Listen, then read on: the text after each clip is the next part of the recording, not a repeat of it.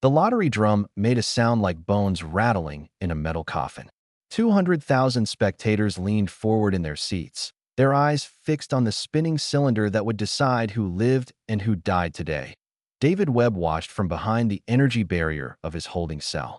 3 weeks ago, he had been hauling cargo between mining stations. Now he stood in the most famous killing ground in the galaxy, wearing nothing but torn prison clothes and a number branded on his arm. "Human," a voice said beside him. "You are afraid?" David turned to see his cellmate, an old amphibian creature named Bolu. The alien's skin was gray and wrinkled, his eyes clouded with age. "Should I be?" David asked. Bolu made a wet sound that might have been a laugh. "Your species is classified as deathworlders. The crowd expects you to tear your opponent apart with your bare hands. They have placed large bets on how many seconds it will take." David looked at his hands. They were just hands. Calloused from work, scarred from accidents, but just hands. "I'm a cargo hauler," he said. "I've never killed anyone." "That does not matter to them," Bolus said. "They have seen the videos from your world. Humans hunting, humans fighting, humans surviving things that would kill any other species. To them, you are a monster wearing a friendly face." The lottery drum stopped spinning. A mechanical arm reached inside and pulled out 2 tokens. The arena master, a massive insect creature named Churik, held them up for the crowd to see. "Today's match," Churik announced, his voice booming through speakers that circled the entire station. "The deathworlder from Earth, designated prisoner 774. Against," he paused for effect. The crowd held its breath. "Prisoner 221, a Molari juvenile, sentenced for unpaid family debts." The crowd erupted in cheers. David felt his stomach turn to ice.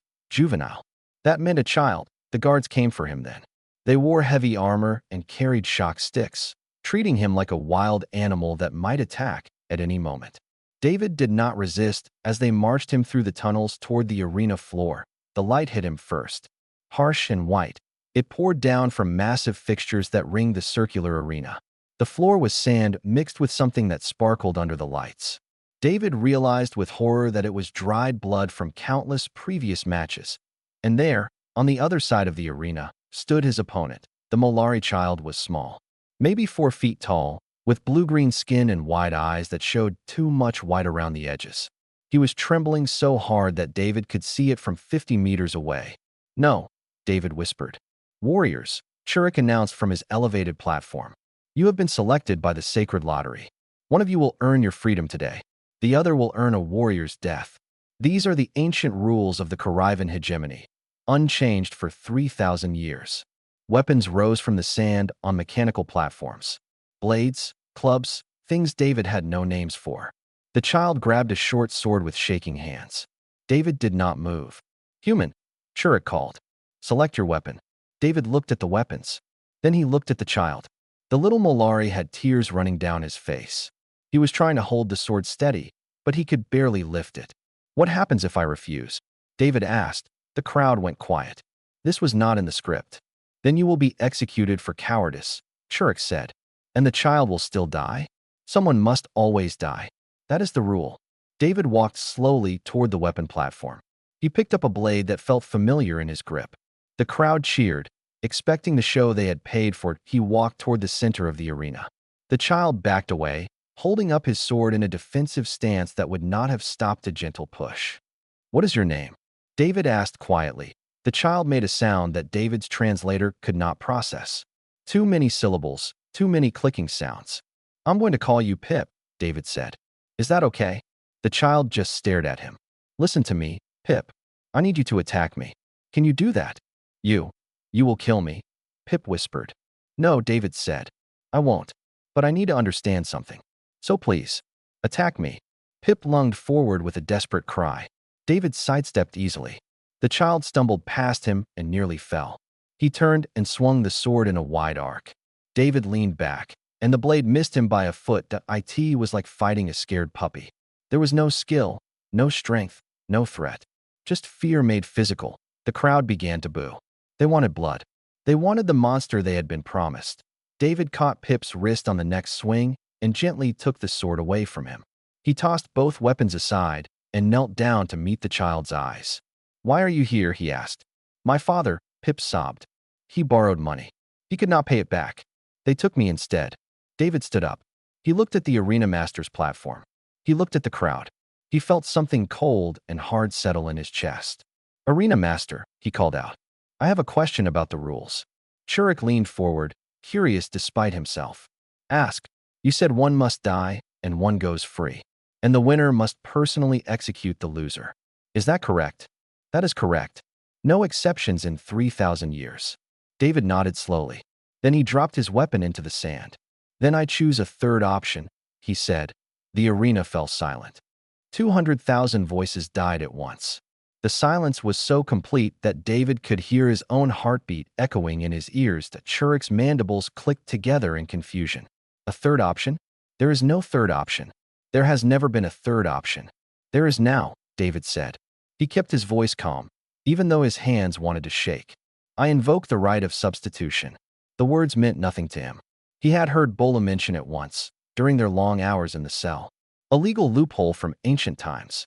A way for one condemned prisoner to take the punishment meant for another. Churik made a sound like metal scraping against stone. The right of substitution is for formal sentences, prison terms, execution orders. It has never been used in arena combat. Why not? David asked.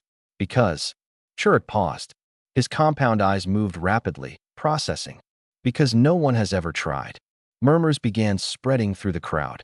David saw aliens pointing at screens, pulling up legal texts, arguing with each other. The hegemony had rules for everything. Laws stacked upon laws, traditions built on traditions. Somewhere in that mountain of regulation, there had to be something he could use. The child was sentenced to death for his father's debts, David said loudly. That is a formal sentence, not a combat result. The arena is simply the method of execution. Am I wrong? Churik did not answer immediately. That hesitation told David everything he needed to know. If the child's death is a sentence, David continued, then the right of substitution applies. I can take his place. I can accept the death that was meant for him. But then you would be the one executed, Churik said slowly. Not killed in combat. Executed. As a substitute for the child. Yes. You would die? Willingly. For a child you do not know. A child who is not even your species. David looked down at Pip. The little Molari was staring up at him with eyes that could not understand what was happening. All he knew was that the scary human had stopped trying to kill him. Yes, David said again. The crowd erupted.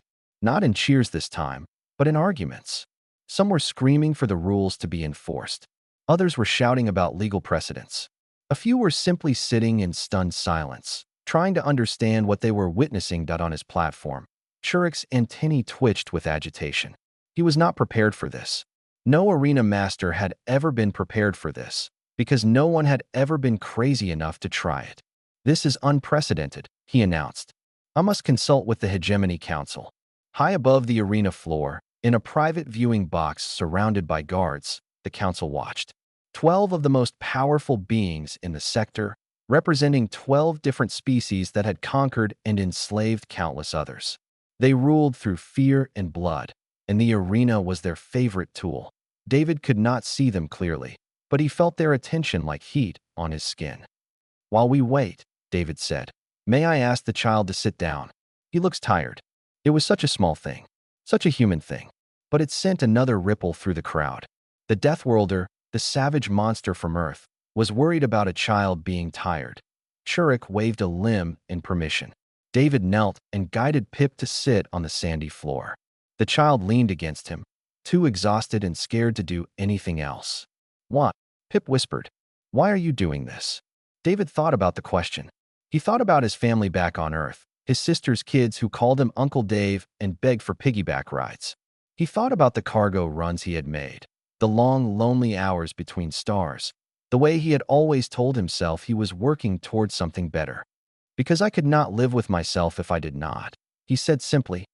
Pip did not understand. How could he? He had grown up in a galaxy where power was everything and kindness was weakness. He had never seen someone sacrifice something real for a stranger. A door opened in the arena wall. Not the gate where prisoners entered, but a smaller door near the council's viewing box.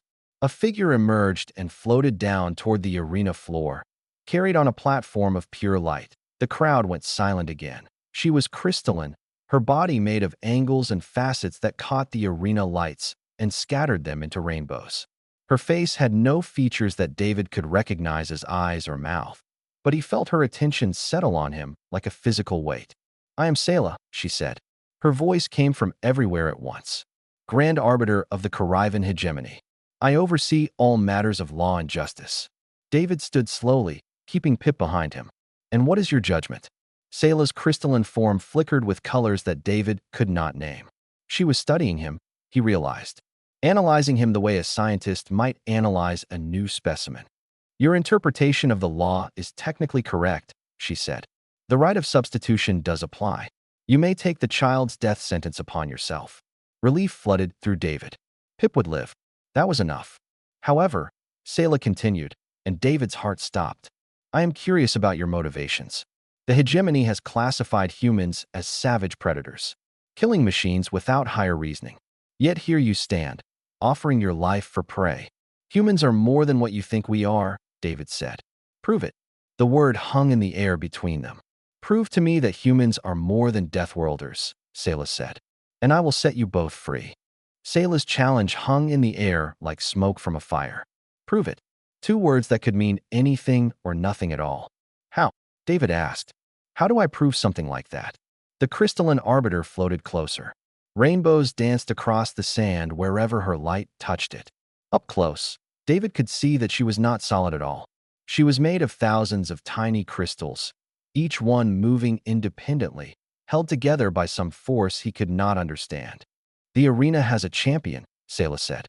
"His name is Gorix. He is called the Sunbreaker because he once fought beneath a dying star and won. He has killed 847 opponents. He has never shown mercy. He has never been defeated." The crowd stirred at the name. David heard it whispered from 1,000 different throats. "Gorix, the Sunbreaker, the monster's monster. You want me to fight him?" David said. "It was not a question.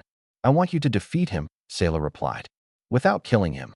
If humans are truly more than deathworlders, you will find a way to win without becoming the thing we believe you are." David laughed. He could not help it.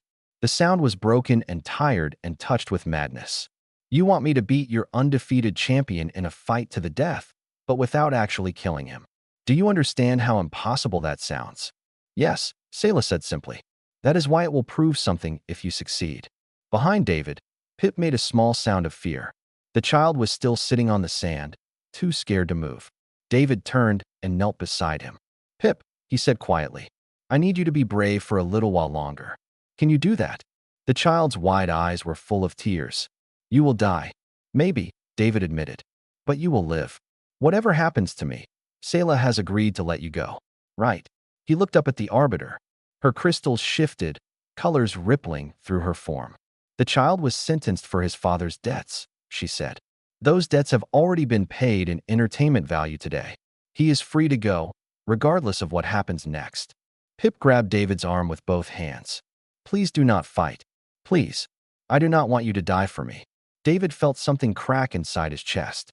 This child, this innocent little being who had been thrown into a killing pit for crimes that were not even his own, was worried about him.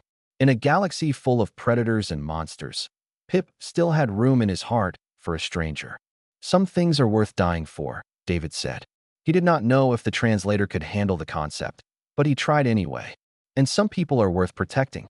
That is what it means to be human. We do not abandon the people who need us." He stood and faced Selah. "I accept your challenge. Let me fight Gorix." The arbiter made a gesture, and the arena began to change. The weapon platforms sank back into the sand. New walls rose from the floor, creating obstacles and barriers. The lights shifted to create shadows and blind spots. "This is the championship configuration," Selah announced to the crowd. "Full combat rules. All weapons permitted. The match ends when one fighter cannot continue." Guards appeared to escort Pip away. The child clung to David for a moment, then let himself be led to the safety of the viewing area. He would watch from behind barriers that could stop a plasma blast. David stood alone in the center of the transformed arena. His heart was beating fast, but his mind was strangely calm. He had made his choice. Now he just had to live with the consequences, or die with them. The gate on the far side of the arena began to open. It was larger than the prisoner gates. Much larger. And beyond it, Something massive was moving in the darkness. The crowd began to chant, Gorks, Gorks, Gorks. The name built into a rhythm that shook the arena walls. Then he emerged. Gorks was a nightmare given flesh. He stood nearly 3 meters tall, with 4 arms that each ended in hands the size of David's head. His body was covered in natural armor, plates of bone that overlapped like scales. His face was almost human in its basic structure, but his eyes were wrong. They were flat and empty, like windows into a room where nothing lived. He carried 4 different weapons. A sword in one hand, an axe in another, a shield on the third, and something that looked like a chain with blades attached in the fourth. He moved with the easy grace of a predator who had never known fear. The crowd went wild. Their champion had arrived. Gorks walked to the center of the arena and stopped 3 meters from David. Up close, the size difference was even more extreme. David was not a small man, but next to Gorks, he looked like a child. Human, Gorks said. His voice was deep and carried the weight of countless deaths. They say your species is dangerous. They say you come from a world that tried to kill you every day. That is true, David said. Good. Gorks raised his weapons. Then you might last longer than 10 seconds. He attacked. David barely saw the first blow coming. He threw himself to the side, and the sword cut through the air where his neck had been. Sand sprayed as he rolled and came up running. Gorks followed. 4 arms meant 4 weapons moving in patterns that no 2-armed fighter could match. David dodged, ducked, and ran, using every obstacle the arena provided. He could not win this fight. He knew that, but he did not need to win. He just needed to survive long enough to find another way. Gorks's axe caught him across the back. Pain exploded through his body, and he stumbled. The crowd roared. Fight back, Gorks growled. Show me what deathworlders can do. David turned to face him, blood running down his spine. He raised his empty hands. No, he said. Gorks hesitated. It was only for a moment, but David saw it. The confusion in those dead eyes. What did you say? I said no. I will not fight you. Not like this. And for the first time in 847 matches, Gorks did not know what to do. Blood dripped from David's back onto the sand. The wound from Gorks's axe was deep, and every breath sent fire through his lungs. But he kept his hands raised and his eyes fixed on the monster in front of him. Gorks stood frozen, his 4 weapons still ready to strike. The crowd had gone quiet again, confused by what they were seeing. This was not how fights worked. This was not how prey behaved. You refused to fight, Gorks said slowly, as if testing each word. Then you choose death. Maybe, David replied. But I did not come here to kill you. Then why did you come? It was such a simple question. David could see the confusion in Gorks's eyes, buried beneath layers of conditioning and violence. The champion had been built to fight. He had been trained since birth to be a weapon. No one had ever asked him to be anything else. I came because a child needed help, David said. And now I am staying because I think you need help too. Gorks's grip tightened on his weapons. I need nothing. I am the Sunbreaker. I am the greatest warrior this arena has ever known. You are a slave. The words hit harder than any blade. David saw Gorks flinch, saw the flash of something raw and wounded in those dead eyes. They put you in this arena when you were young, David continued. He was guessing now, building a picture from the little bits he had learned. They fed you when you won. They hurt you when you lost. They taught you that killing was the only way to survive. You know nothing about me. I know what it looks like when someone has forgotten they have choices. Gorks roared and swung his sword. David did not dodge this time. The blade bit into his shoulder, and he fell to one knee. Pain screamed through his body, but he did not cry out. Fight back, Gorks demanded. No. Another blow. The chain blade wrapped around David's arm, tearing skin. He felt the warmth of blood running down his fingers. Why won't you fight? David looked up at the champion. His vision was starting to blur, but he forced himself to focus. Because I am not your enemy. I never was. Gorks raised his axe for a killing blow. The crowd held its breath. This was the moment they had been waiting for, but the axe did not fall. What are you doing? Gorks whispered. What is this? It is called mercy, David said. On Earth, we believe that every person deserves a chance to be something more than what they were made to be. Even you. You do not know what I have done, the things I have killed, the screams I have heard. I do not care what you have done. I care about what you choose to do now. The arena was completely silent. 200,000 spectators watched as the greatest killer in their history stood over a bleeding human and did nothing. Sayla floated forward, her crystalline form pulsing with colors. "The match must have a conclusion," she announced. "One fighter must fall." "Then let me fall," David said. He did not take his eyes off Gorix. "Let me lose. Mercy is not weakness. Choosing not to kill when you have every reason to kill is the hardest thing anyone can do. If Gorix spares my life now, he proves that he is more than what this arena made him." "That is not the challenge I gave you," Sayla said. "Your challenge was to prove that humans are more than deathworlders. Look at me." David gestured at his bleeding body. "I had every reason to fight. Every instinct told me to survive at any cost. But I chose differently. I chose to see an enemy as a person. If that is not proof, then nothing will ever be enough." The Arbiter was silent for a long moment. Her crystals shifted and swirled, processing what she had witnessed. Gorix still had not moved. The axe trembled in his hand, suspended between violence and something he had never felt before. "What is it like?" he asked suddenly. David blinked through the pain. "What? Earth. What is it like? You spoke of it before. Forests, oceans, children playing. You heard that. I hear everything in this arena. I have fought here for 30 years. I know every echo, every whisper." Gorix's voice cracked. "But I have never heard anyone speak of such things. Of beauty, of peace." David took a shaking breath. His vision was fading, but he forced himself to keep talking. "Earth is dangerous. The hegemony was right about that. Our world tried to kill us in 1,000 different ways. But we did not survive by becoming monsters. We survived by caring for each other. We built families, communities, nations. We created art and music and stories. Why? Because survival is not enough. We wanted to live, not just exist. We wanted to share our lives with others, to create something that would outlast us." David smiled weakly. "That is what they do not understand about humans. We are not dangerous because we can kill. We are dangerous because we love so deeply that we will die to protect what we love." Gorix lowered his axe. The movement was slow, like he was fighting against years of training with every centimeter. "I have never loved anything," he said quietly. "I have never had anything to protect." "Then let me give you something." David held out his bloody hand. "Let me show you what it means to be more than a weapon." The crowd began to murmur. What was happening? Why was the champion not finishing the fight? Gorix looked at David's hand. He looked at his own weapons.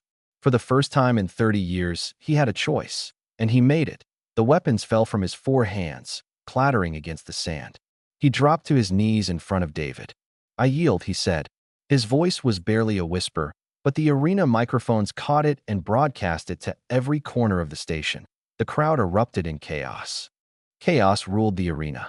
Spectators were standing, shouting, throwing things that bounced harmlessly off the energy barriers. Some were demanding refunds. Others were demanding blood.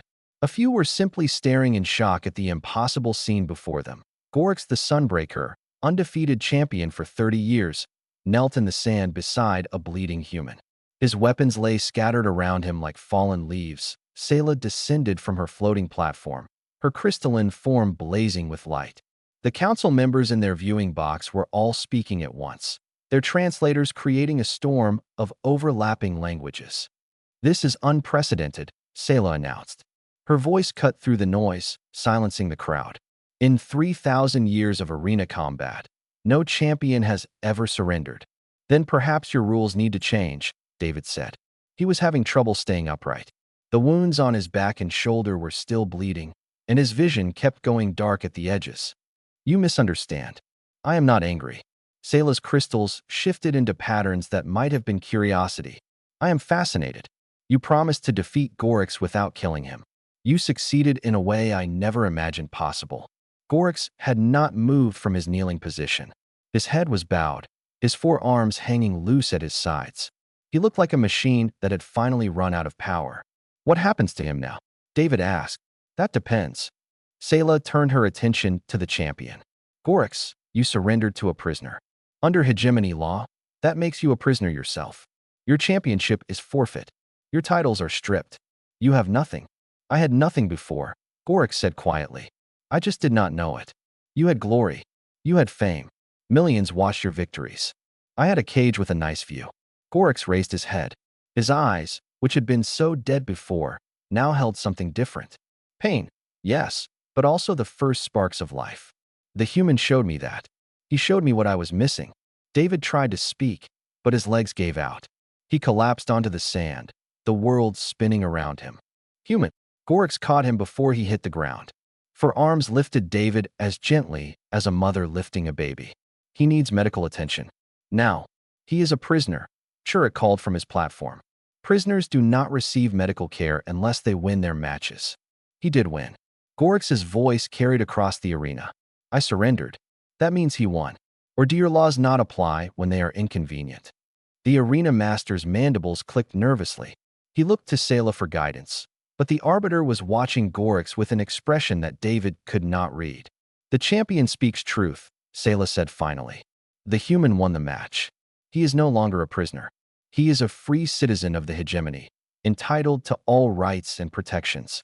Medical teams rushed onto the arena floor. Alien doctors with equipment David did not recognize began working on his wounds.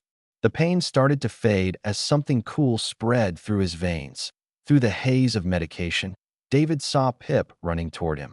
The little Molari had broken free from his guards and was sprinting across the sand. David. Pip threw himself at the stretcher where David lay. Are you okay? Please be okay. Please. I am okay, little one. David managed to lift a hand and rested on Pip's head. I told you. Some people are worth protecting. You were protecting me. Yes. And Gorix too, even though he did not know he needed it. Gorix stood nearby, surrounded by guards who did not know what to do with him. He was watching David and Pip with an expression that might have been wonder. I do not understand, he said. Why did you include me in your protection? I tried to kill you. Because you needed to be reminded that you had choices. David's eyes were closing despite his best efforts. Everyone deserves that chance. Even champions. The human requires immediate surgery, one of the doctors announced. We need to move him to the medical bay. As they lifted his stretcher, David felt Pip grab his hand. The small fingers held tight, refusing to let go. Will I see you again? Pip asked. Yes, David promised. When I wake up, we will talk. I want to hear more about your family. The stretcher floated toward the exit, surrounded by medical staff. But something made David turn his head one last time. Gorix was still standing alone in the center of the arena, her arms hanging at his sides, looking more lost than any champion should ever look. Gorix, David called weakly. Come with me. The champion looked up. I am not permitted. I am a prisoner now. Then I request his assignment to me. David looked at Sayla, who was still floating nearby. As a free citizen, I am allowed companions, correct? That is true, Sayla admitted. Though requesting the assignment of a dangerous criminal is unusual. He is not dangerous. He is just lost. David felt unconsciousness pulling at him, but he fought it back. Please, let him come with me. Sayla was silent for a long moment. Her crystals cycled through colors that David could not interpret. Very well, she said finally. Gorix is assigned to your custody. May your faith in him be justified. The last thing David saw before darkness took him was Gorix walking toward him, her arms reaching out like a child seeking comfort from a nightmare. For the first time in 30 years, the Sunbreaker was following someone instead of fighting them. 6 months had passed since the day the arena fell silent. David stood on the observation deck of Station Karivan, watching ships come and go from the docking rings. His shoulders still ached when the air pressure changed, and the scars on his back would never fully fade. But he was alive. More than that, he was home, not his Earth home. He had accepted that he might never see Earth again. But he had built something here, in the shadow of the arena that had nearly killed him. The door behind him opened, and heavy footsteps announced Gorix's arrival. The former champion moved differently now. His forearms no longer hung ready for violence. Instead, they carried supplies, tools, and today, a tray of food. You missed breakfast again, Gorix said. The little ones were worried. David smiled. The little ones are always worried. They worry when I eat too much and worry when I eat too little. They love you. Gorix set the tray down on a nearby table. They do not know how else to show it except by worrying. The shelter had started small, a single room where David could recover from his injuries. Then Pip's family had arrived, unable to return to their old life after everything that had happened. Then others came, survivors of the arena, former slaves. lost souls with nowhere else to go. Now the shelter took up an entire section of the station's lower levels. 37 residents at last count, representing 12 different species. They called it the Haven, though David had never officially named it anything. Sayla is coming today, Gorix said. She requested a meeting. I know. I received her message. David picked up a piece of fruit from the tray. It was purple and tasted like honey mixed with lemon. He had grown to love it over the past months. Any idea what she wants? She does not share her thoughts with former criminals. There was no bitterness in Gorix's voice, just acceptance.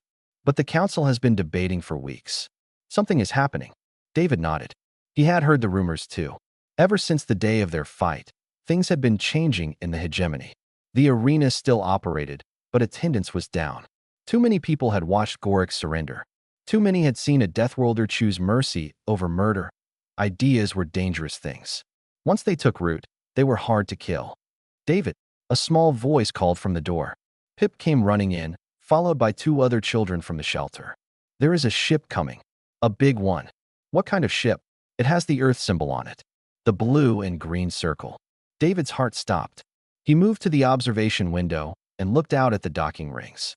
There, sliding into position, was a vessel he recognized. An Earth exploration ship. The kind that had been mapping the edges of human space when David had been captured. They finally came. He whispered. For months, he had sent messages through every channel he could find. Reports to human authorities. Pleas to Earth governments. Detailed accounts of what had happened in the arena. He had never known if anyone was listening. Now, it seemed, someone had been. The next few hours passed in a blur. Sayla arrived in her usual flash of crystalline light, accompanied by council members David did not recognize.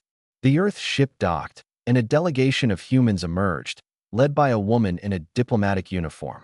They met in the shelter's common room, surrounded by the residents who had nowhere else to go. Pip sat on David's lap, refusing to leave his side. Gorix stood behind him, a silent mountain of protective muscle. The Hegemony Council has reached a decision, Sayla announced. Based on the events of 6 months ago and the subsequent actions of the human David Webb, we are officially reclassifying the human species. The room held its breath. Humans are no longer designated as deathworlders. They are reclassified as protected builders, a species that demonstrates both the ability to survive hostile environments and the compassion to nurture those in need. David felt tears forming in his eyes. He had hoped, but he had never truly believed.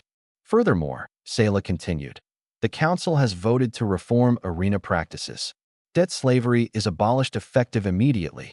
Children can no longer be used to pay family debts. The arena will continue as a venue for voluntary combat only. The shelter erupted in cheers.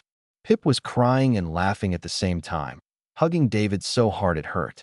Even Gorix's face showed something that might have been joy. The human diplomat stepped forward. Mr. Webb, Earth would like to offer you a position. Ambassador to the Karivan hegemony. You have built bridges that our best diplomats could not have imagined. David looked around the room. At Pip. At Gorix. At the dozens of lost souls who had found their way to his door. I accept, he said. But I have one condition. The shelter stays open.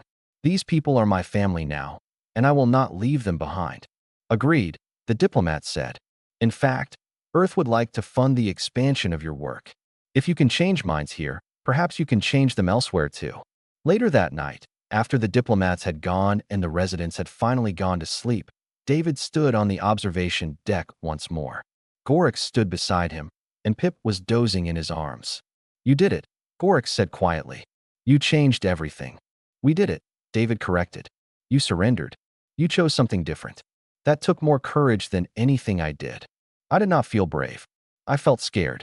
That is what courage is. Being scared and doing the right thing anyway. They watched the stars in silence. Somewhere out there, Earth spun around its sun, a deadly world that had produced a species capable of terrifying violence and breathtaking love. What happens now? Gorix asked. David smiled. Now we keep going. We keep building. We keep showing them that strength is not just about how much damage you can do. It is about how much you can heal. Pip stirred in his arms, mumbling something in his sleep. David held him closer. They had called humans deathworlders because they came from a planet that tried to kill them every day. But they had never understood the real truth. Surviving death taught you how precious life really was, and that was a lesson worth sharing with the galaxy.